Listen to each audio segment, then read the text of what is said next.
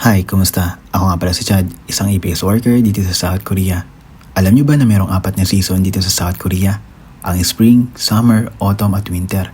Kung sa atin sa Pinas ay meron tayong 2 season, ang tag-init at ang tag-ulan, dito sa Korea ay meron silang 4 na season.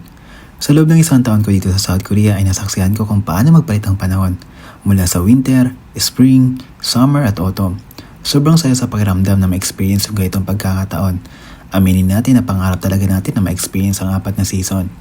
Ang galing nga dahil dito pa sa South Korea na-experience. Sa buwan ng Marso hanggang Mayo ay ang panahon ng tagsibol o spring.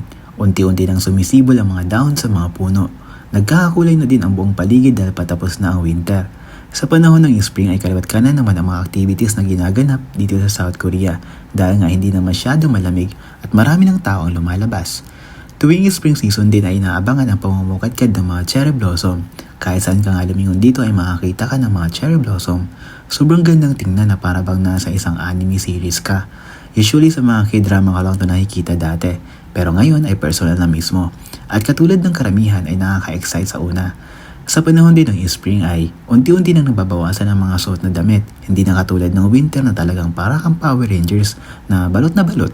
Sa buwan naman ng Hunyo hanggang Agosto ay ang panahon ng summer o tag-init. Ito na siguro ang pinakaayaw ng lahat dahil napakaiba ng summer dito. Sobrang init. Kahit pa yung hangin ay napakalinsangan. Kunting galaw talagang pagpapawisan ka. Mas malala pa nga ang summer dito kaysa sa Pinas. Kahit umulan nga dito ay mainit pa din ang panahon.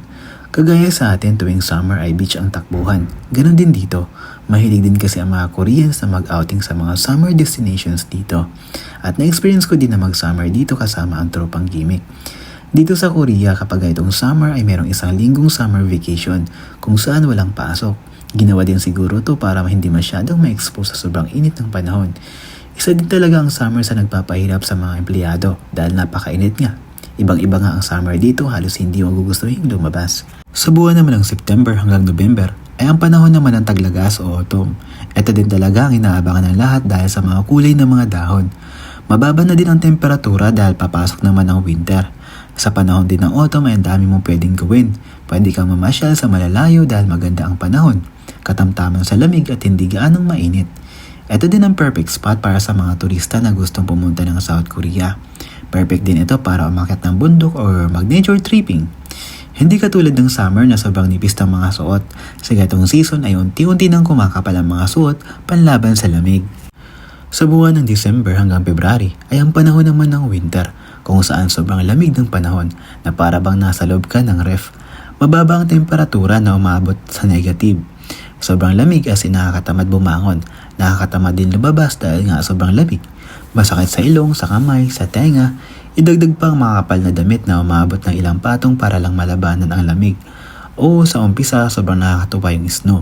Pero kapag tumagal na, mapabadasal ka na lang na sana matapos na ang winter. Marami ding mga activities pag itong season. Pwede ka mag-ski, mag-sledding, at madami pa. Ang taglamig din talaga ang isa sa nagpapahirap sa mga worker lalo na yung iba na nasa labas ang paggawaan. Yung iba naman kailangan tiisin ang lamig para makapagtrabaho.